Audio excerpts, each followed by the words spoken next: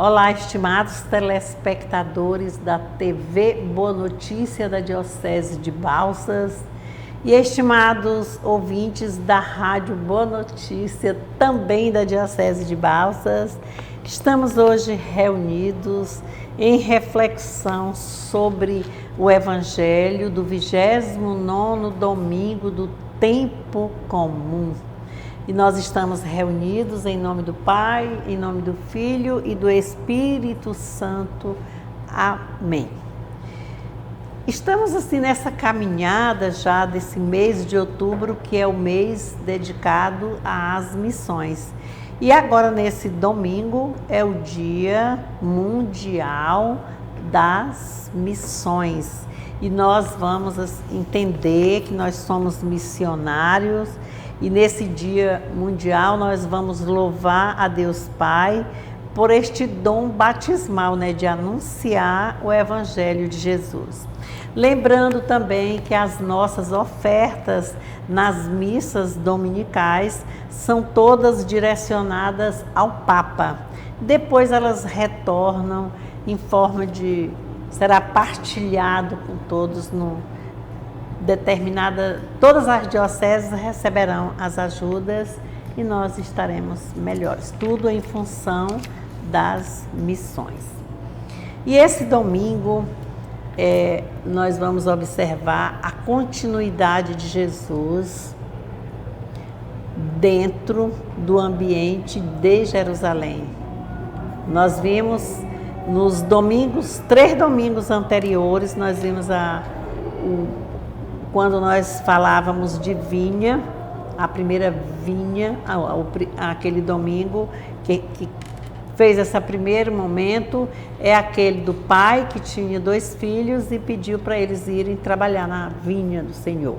Então já foi lá dentro desse ambiente como um momento. Depois o segundo foram os vinhateiros, os assassinos que mataram também, não quiseram pagar o arrendamento que eles fizeram, mataram até o filho do dono, que representa Jesus Cristo.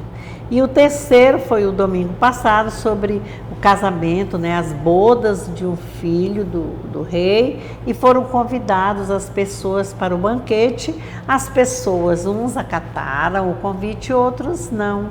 E aí houve aquele descontrole dele ir lá, assim, também entrar em conflito com aqueles que mataram as pessoas, mas também houve outro lado bom, convidaram todas as pessoas. Muitos foram convidados e poucos os escolhidos. E vimos aquela situação daquele homem que estava sem o traje próprio do convite, quer dizer, ele não estava com a disponibilidade de seguir a missão. E nesse domingo nós vamos ter o Evangelho a primeira leitura, que é do profeta Isaías, o capítulo 45, versículos 4 a 6. E nós vamos observar aqui assim o momento, como é interessante, assim, bem forte, que o profeta Isaías vai observar que um rei pagão que foi considerado instrumento nas mãos de Deus, que é o Ciro, rei da Pérsia, que conquistou toda a Babilônia, e também o seu povo conquistou vários lugares e enviou, o seu próprio povo que estava na escravidão em Babilônia, e ele conquistou as terras, bens do Império Romano, do Oriente, inclusive lá mesmo na Babilônia, mas ele também deu a permissão para que os judeus retornassem à sua terra e fizessem a reconstrução da vida. E esse texto vai mostrar para nós que Deus é o verdadeiro Senhor da história e que o rei Ciro foi chamado o ungido do Senhor. Chamado por quem? Pelo profeta Isaías. Aí vai mostrar essa caminhada e vai servir aqui como um parâmetro para o Santo Evangelho. E a segunda leitura é carta de Paulo aos Tessalonicenses, o capítulo é 1, versículo de 1 a 5b, e ele vai mostrar aqui para aquela comunidade tessalônica, como assim, que incentivando-a por ter acatado, né, com muito entusiasmo o Evangelho e pela ação do Espírito Santo que trouxe a eles frutos bons de amor, de esperança. E é uma das cartas mais antigas de São Paulo. E o Santo Evangelho está aqui, é no capítulo 22, versículos de 15 a 22, e nós vamos ver que vai falar Deus e César. Então os fariseus foram e reuniram-se para encontrar um plano de apanhar Jesus em alguma palavra. Enviaram a Jesus os discípulos deles com os herodianos, dizendo: Mestre, sabemos que tu és verdadeiro e ensinas a felicidade e o caminho de Deus. Não dás preferências a ninguém, porque não consideras a pessoa pelas aparências. Dize-nos então o que pensas. É certo ou não pagar o imposto a César? Conhecendo a malícia deles, Jesus disse: Hipócritas, por que vocês me põem à prova? Mostrem para mim a moeda do imposto. E eles apresentaram-lhe um denário. Jesus disse: Quem é esta imagem e inscrição? Responderam-lhe: De César. Então Jesus disse-lhes: Pois devolvam a César o que é de César e a Deus o que é de Deus. Ouvindo isso, eles ficaram admirados e, deixando Jesus, foram embora. Irmãos e irmãs, esta é para nós a palavra da salvação. Glória a vós, Senhor.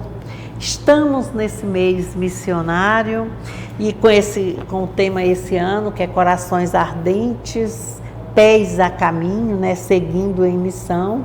Nós vamos assim relembrar um pouco que esse 29º domingo do tempo comum, ele já faz um apanhado todo que já está lá em Jerusalém, e nós vamos observar que os anciãos e os sacerdotes, né, os chefes políticos e religiosos, não vêm agora, não são eles que já estão ali em conflito com Jesus, provocando, mas um outro grupo, né? O grupo dos fariseus, que em unidade enviaram seus discípulos e os dos Herodes também, os discípulos dele, de Herodes, para fazer uma nova provocação a Jesus, através de uma cilada, né?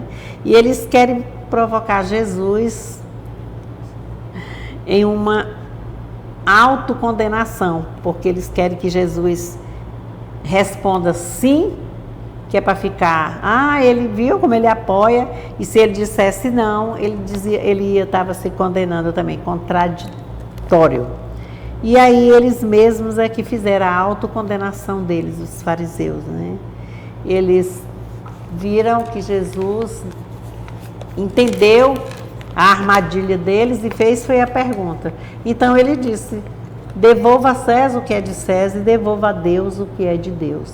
E César, qual era a devolução? Impostos.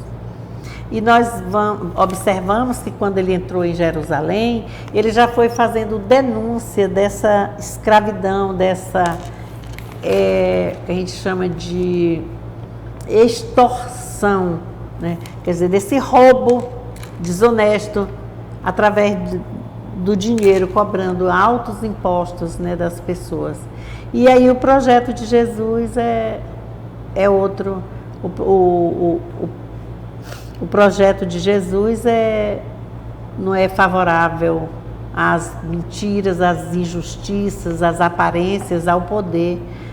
O projeto de Jesus é agradar a Deus, devolvendo aquilo que aquele povo tinha tomado da humanidade, quer dizer, foi a vida, né? E ele queria, com essa dimensão de viver, eles Jesus apresentou uma proposta, a proposta do reino de Deus como alternativa.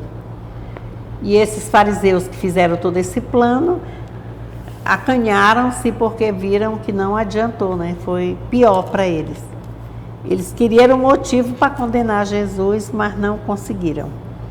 Então, julgar pelas aparências, pelas imposições, fazer o que eles queriam, e isso era acompanhar a lei. E Jesus vai mostrar assim que o projeto é mais simples, é difícil, mas vai trabalhar pelo menor, pelos mais necessitados.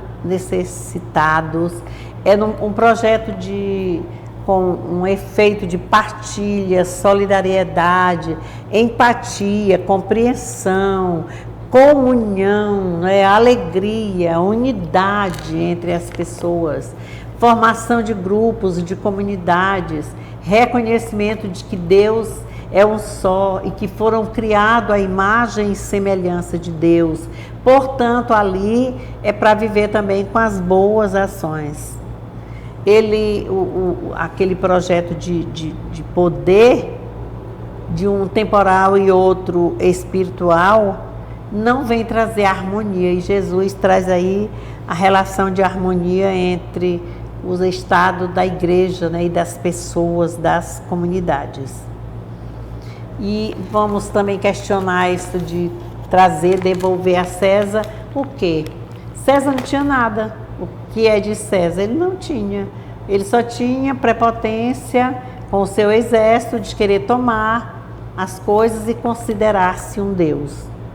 Então, devolver a Deus o que é de Deus é restituir, quer dizer, é entregar ao ser humano a imagem única de Deus, a sua dignidade originária. É muito bonito, né? Isso aí nós precisamos compreender, porque nós vimos naquele estudo principalmente o do domingo anterior, quando eu dizia assim, como era que nós iríamos fazer na hora daquele banquete. Os humilhados serão exaltados, os últimos serão os primeiros. E nem todo aquele que diz Senhor, Senhor entrará no reino dos céus. Foi assim que nós vimos. Então é digno de nós pararmos e observarmos o nosso papel de batizado. Se esse dia nós estamos celebrando o Dia Mundial das Missões, então vamos lembrar que nós somos batizados, ungidos e convidados e convocados, enviados e de pregar o Evangelho ao mundo, a todas as nações, a todas as criaturas. Irmãos, irmãs, essa opção que Jesus apresenta do reino de Deus, ela é exigente também, ela não é assim tão fácil não.